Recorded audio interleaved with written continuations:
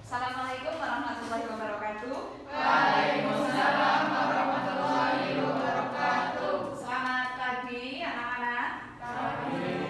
Sehat semuanya? Sehat. Sehat ya. Kita akan mulai pembelajaran di materi selanjutnya. Silakan Ketua kelas Mas Nasihin biasa pimpin doa. Hikmah dulu siap. Berdoa mulai.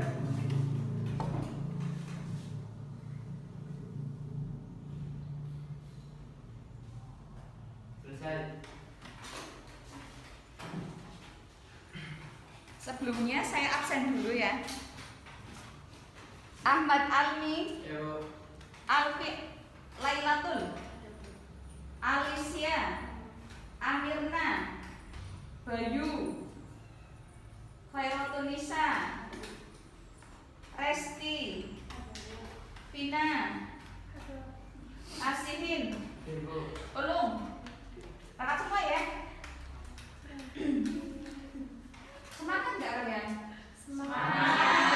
Alhamdulillah. Langsung saja. Kita mau membahas apa? Kita hari ini mau membahas ikatan kovalen. Ada yang masih ingat pertemuan sebelumnya kita membahas apa? Membahas apa, Mbak?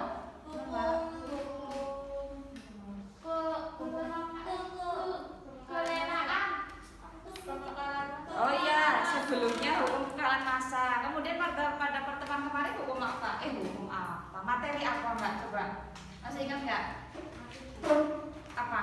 Tentang ikatan ionik. Iya, apa itu ikatan ionik? Ikatan yang terjadi pada golongan 4. Iya, kurang dari 4 ikatan ionik. Kalau kovalen yang akan kita bahas hari ini pada golongan di atas 4 atau sama dengan 4. Nah, kalian bisa menyaksikan PPT di depan.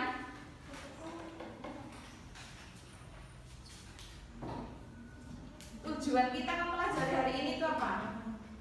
Saya bacakan dulu ya. Kompetensi dasar yang akan kita capai yaitu 1. Menganalisis proses pembentukan ikatan kimia pada beberapa senyawa dalam kehidupan sehari-hari.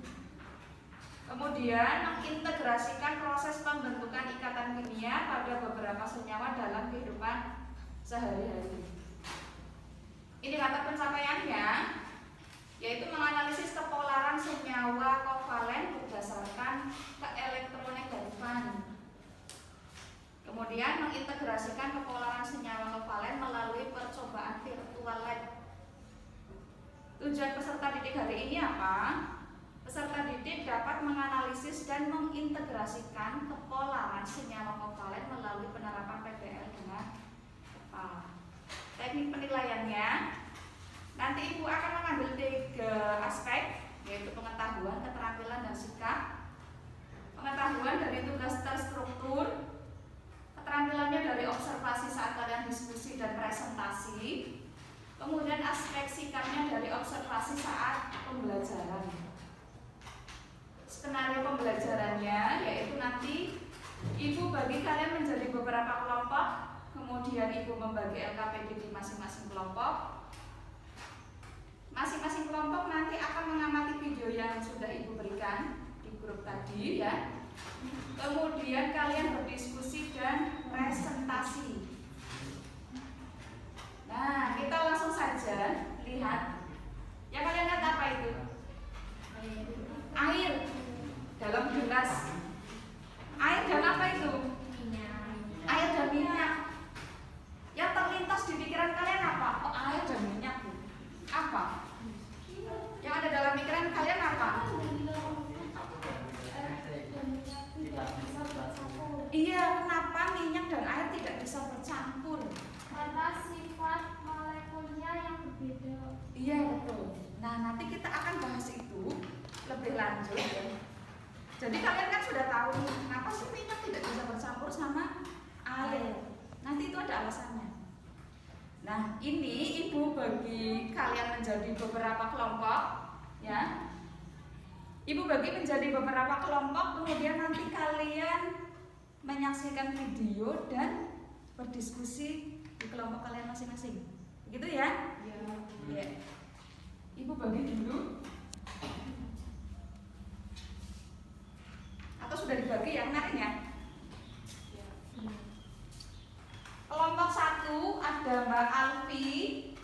Jamiatus sama Khairatul Nisa.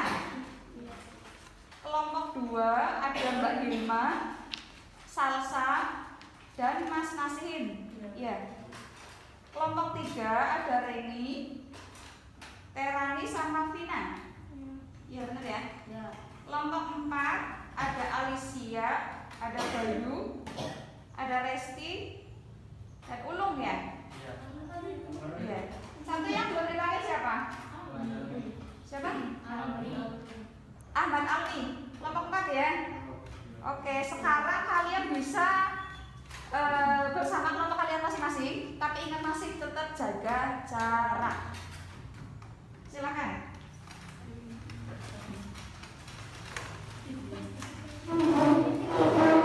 Ingat jaga jarak, jaga jarak.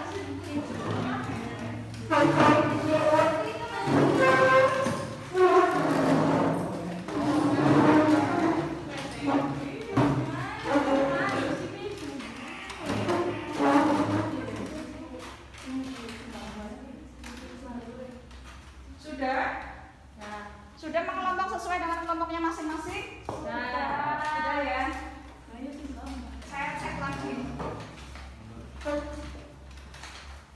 Kelompok 1 ada Mbak Alfi, Jamiatus sama Khairatul Nisa ya? Ya.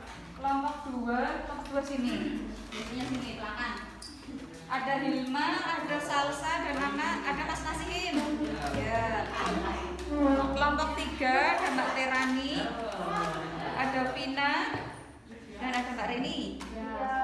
Ini kelompok 4 ada Ahmad Arni, Alicia, Bayu, Resti, dan Ulung.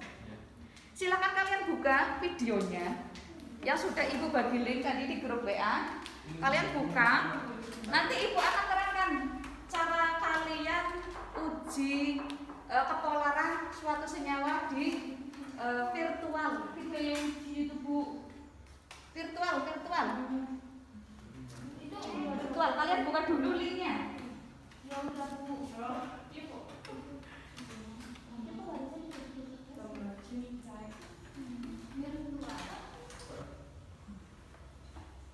Kalian bisa melihat video yang sudah Ibu bagi di link kalian.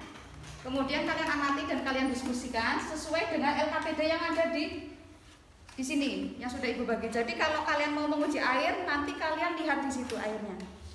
Kalau mau menguji kloroform, tinggal ditulis, kemudian rumus kimianya ditulis. Kalian uji kelarutan atau uji pembelokan, kalian bisa dilihat di situ. Ya. Setelah kalian mengisi semuanya ini penuh full, kalian jawab pertanyaan yang ada di bawah, diskusikan. Kemudian nanti kalian bisa maju presentasi. Begitu. Itu ya. Yuk, mulai saja yuk.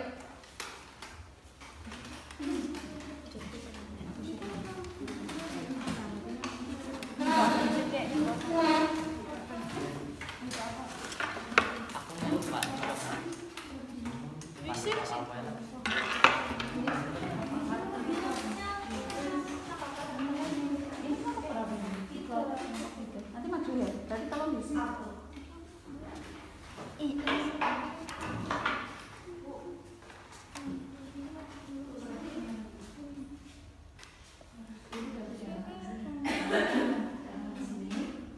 Ini udah di sini. Berarti kelompok tulis dulu. Kelompok tulis dulu.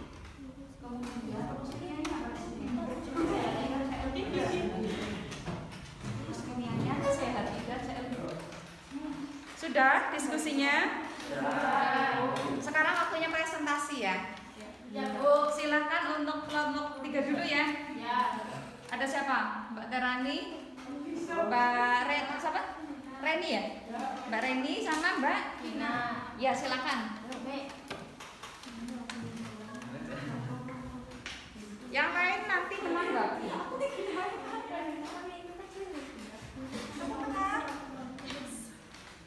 Assalamualaikum warahmatullahi wabarakatuh. Waalaikumsalam warahmatullahi wabarakatuh. Perkenalkan, nama saya Dara Dewi dari kelompok 3. Perkenalkan, nama saya Vina Puspita dari kelompok 3. Perkenalkan, nama saya Reni Restianisih dari kelompok 3. Kami akan mendiskusikan dan presentasi tentang senyawa beberapa larutan. Yang pertama, senyawa air. Rumus kimia H2O.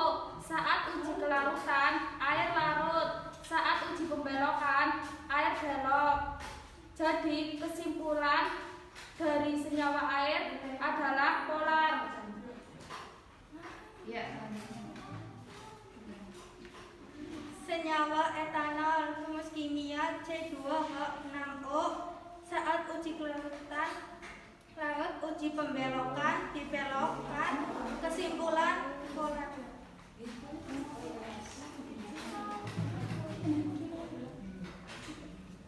Tiga. Aseton. Rumus kimia C3H6O. Saat uji kelarutan, aseton larut. Saat uji pembelokan, dibelokkan, kesimpulan polar.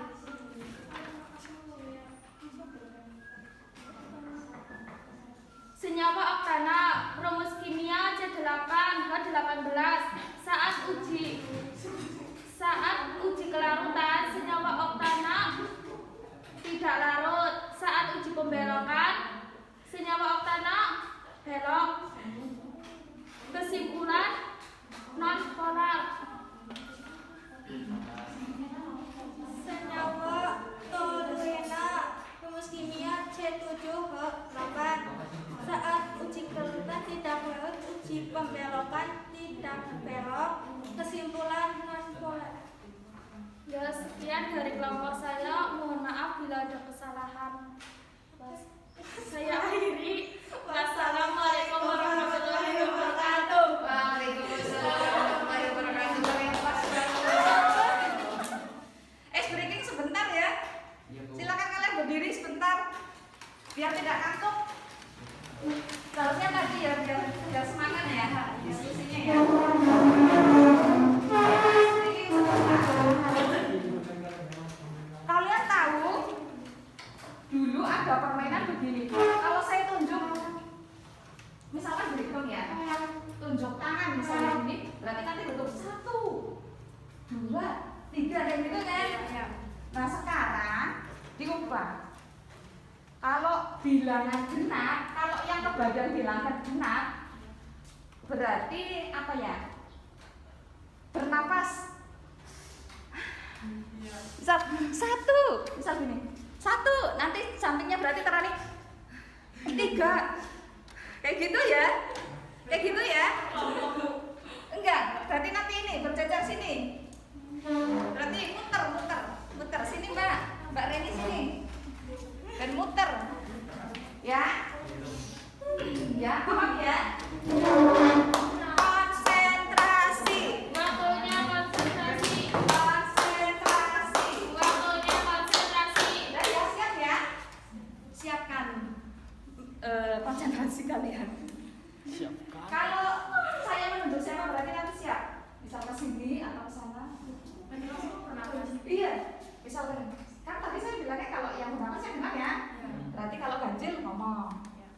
Mau diapakan ini kalau salah? Jangan diapakan. Suruh duduk. Oh, suruh duduk. Iya. Sudah ya. Kita mulai ya. Kalau genap apa tadi? Kalau genap bernapas. Kalau ganjil 1. Kalau ganjil berarti ngomong angkanya. 1. Iya. Oh, genap ganjil. Coba. Kalau yang ngomong ganjil. Kita mulai dari Resti. 1. Aduh, nggak konsentrasi ini. Ucapkan 1 gitu. Nanti kan kesininya bernapas tuh. Gitu ya. Kita mulai dari Ulung. 1, 2, 3.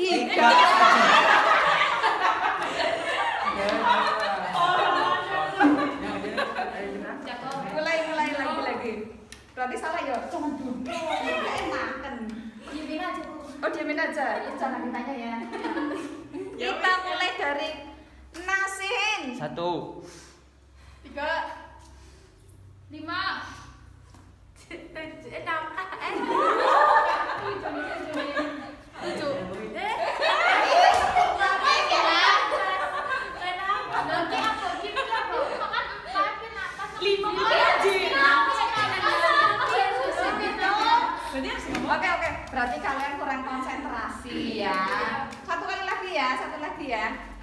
Nanti kita akhiri. Kita mulai dari 1.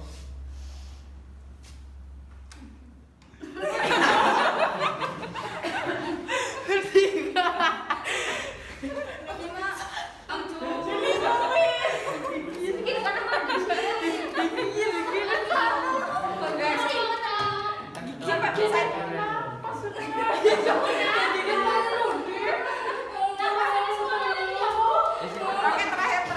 Satu kali lagi. Kita mulai dari 1, 3, 4. ini yang 2 kali salah nih, harus diulang kali nih. Oke, sudah silakan.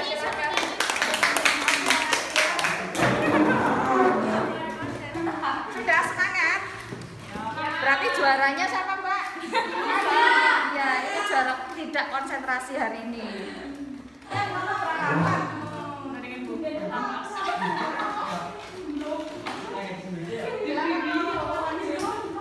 Presentasi.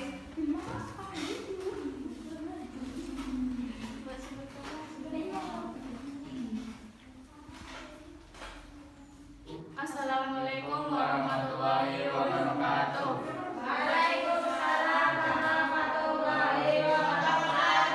Perkenalkan, nama saya Alisya Alifah dari kelompok 4. Perkenalkan, nama saya Resti Febriani dari kelompok 4. Perkenalkan, nama saya Ulung Widianto dari kelompok 4. Perkenalkan, nama saya Ahmad Al-Misroni dari kelompok 4.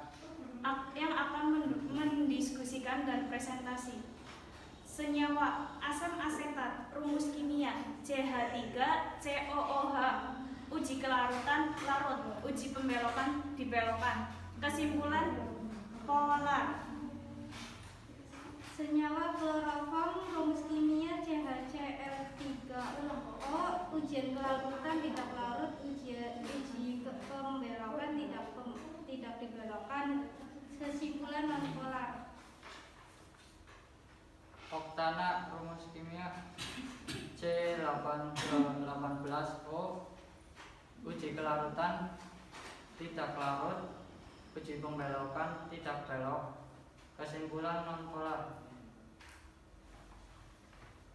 Fenilentena, rumus kimia C8H8O, uji kelarutan tidak larut, uji pembelokan tidak belokan, kesimpulan nonpolar. Ya, itu hasil dari kelompok 4. Silakan untuk hasil diskusinya Mbak dibacakan.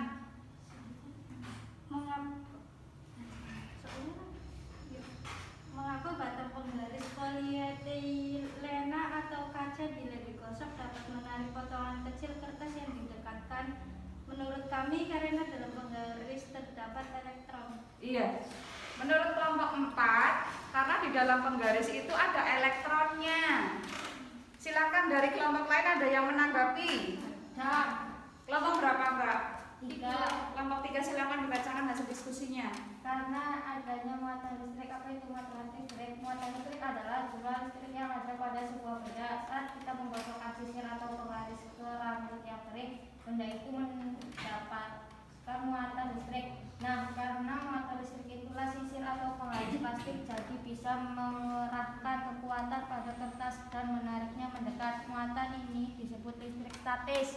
Iya, itu menurut kelompok 3 karena ada listriknya, muatan listrik. Jadi dalam penggaris ada muatan listrik. Dari kelompok lain ada yang menanggapi? Kelompok berapa? Kelompok 2. Kelompok 2 silakan. Karena di dalam penggaris mengandung elektron yang sudah digosok. Lalu di saat penggaris dipertemukan dengan potongan kertas yang awalnya elektron berada di paling depan dibandingkan proton. Saat mereka dipertemukan, elektron potongan kertas mundur.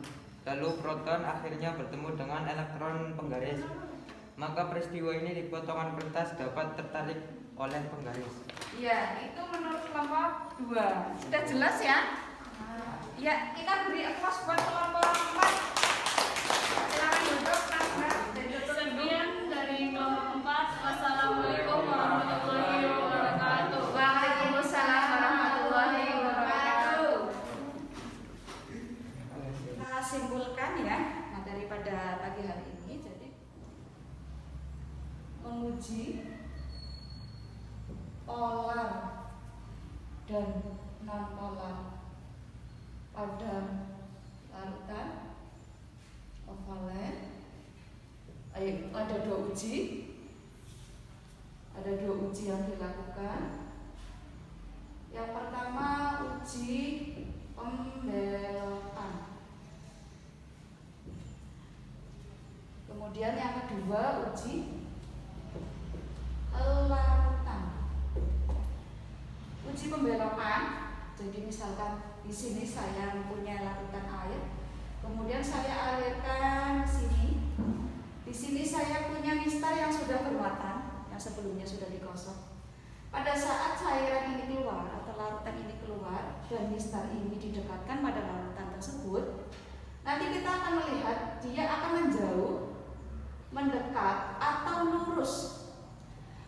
Kalau kita melihat cairannya keluar ini menjauh atau mendekati mistar, berarti tergolong polar. Jadi jika larutan tersebut menjauh atau mendekati mistar ya, maka larutan tersebut sudah paham ya? Jadi kesimpulan kenapa misalkan di sini contohnya air saat didekatkan dengan mistar itu akan dibelokkan karena dalam mistar tersebut itu terdapat apa tadi? Elektron. Jadi awalnya penggaris itu sebelum digosok itu netral. Ya. Sebelum digosok netral. Tapi pada saat kita menggosokkan pada rambut atau pada kain bol, itu kan karena terasa panas. Ya. Itu berarti si penggarisnya ini sudah teraliri listrik. Ini namanya muatan listrik statis tadi gitu.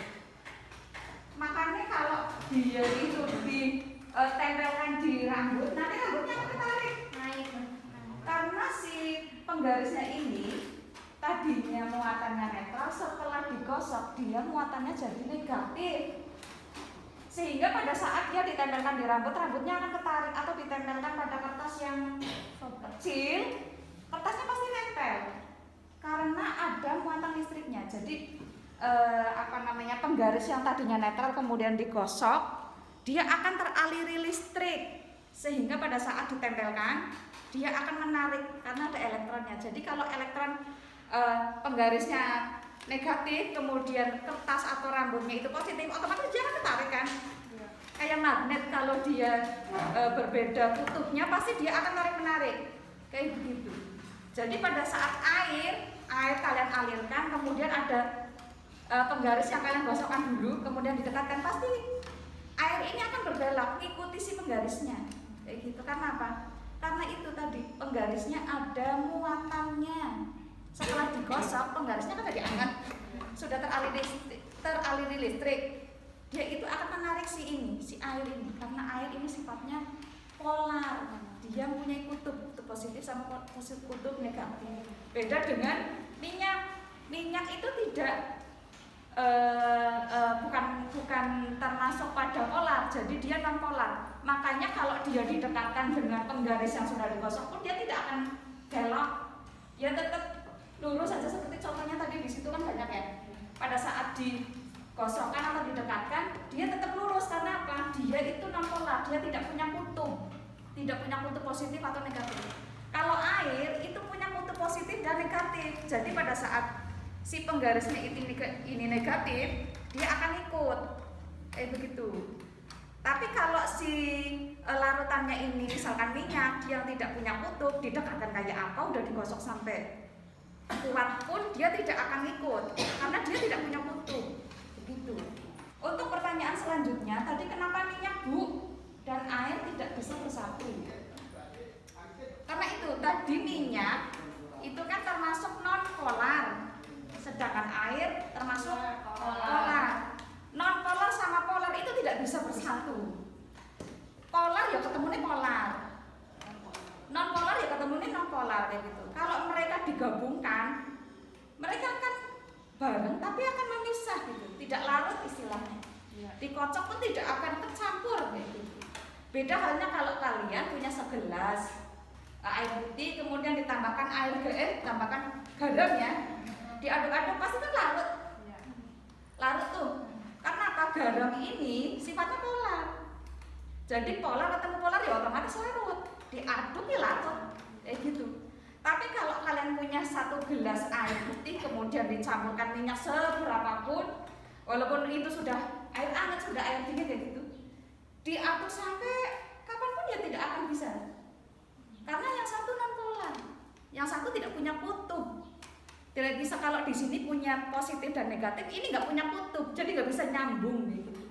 Kayak kalian kalau kalian tidak sefrekuensi kan nggak bisa nyambung gitu. Ya, benar ya? Itu kesimpulan untuk hari ini. Untuk refleksi hari ini, Mas Ulung, saya mau tanya sama Mas Ulung, yang sudah Mas Ulung pelajari itu apa Mas Ulung? Yang sudah saya pelajari adalah perbedaan antara ikatan kovalen polar dan non polar. Iya. Yang sudah kita pelajari kata Mas Ulung, hari ini kita belajar kovalen polar dan non polar. Ya. Apa lagi ya yang belum atau masih kalian belum paham? Ada lagi enggak yang belum kalian pahami? Ada pertanyaan, Mbak siapa namanya? Lupa saya. Mbak Alfi. Mbak Alfi ya? Ya. Ada pertanyaan enggak Mbak Alfi? Ada. Iya, coba silahkan. Mengapa senyawa polar dapat tertarik oleh medan listrik yang terdapat pada penggaris atau kaca? Iya, tadi penjelasannya apa? Jadi kenapa sih medan listrik itu dapat tertarik pada kaca? Karena kacanya itu punya listrik juga. Jadi karena penggarisnya itu punya aliran listrik, jadi dia itu sudah bermuatan. Jadi otomatis yang tadi saya bilang, kalau saya bermuatan, kamu nanti yang bermuatan juga akan tertarik. Kalau saya polar, kamu polar pasti akan tertarik kayak gitu ya. Tapi kalau sayanya tidak bermuatan, otomatis saya tidak akan tertarik tuh sama penggaris. Walaupun digosok-gosok, penggarisnya digosok-gosok, saya nggak akan tertarik tuh. Kayak gitulah istilahnya ya. Begitu. Tapi karena sayanya sudah bermuatan listrik, otomatis ada penggaris yang sudah digosok-gosok, otomatis kan dia punya elektron tuh, sayanya akan nempel sama tertarik sama dia kayak gitu. Kalau tadi ujinya berarti membelokkan, kalau saya air berarti saya akan berbelok ke sana gitu ya. Mungkin itu saja refleksi kita hari ini. Nanti ada tugas terstruktur yang perlu kalian kerjakan. Ibu kasih waktu 10 menit ya. Setelah tugas terstruktur dikerjakan nanti dikumpulkan ya. Untuk pertemuan kali ini, jadi nanti saya bisa tahu seberapa paham kalian pada materi ini. Untuk pertemuan selanjutnya nanti kita akan membahas tentang asam basa ya.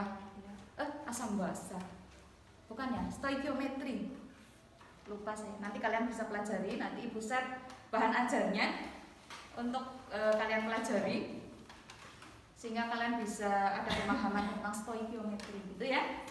Mungkin itu saja dari saya. Kita akhiri pada pertemuan kali ini. Wassalamualaikum warahmatullahi wabarakatuh. Waalaikumsalam.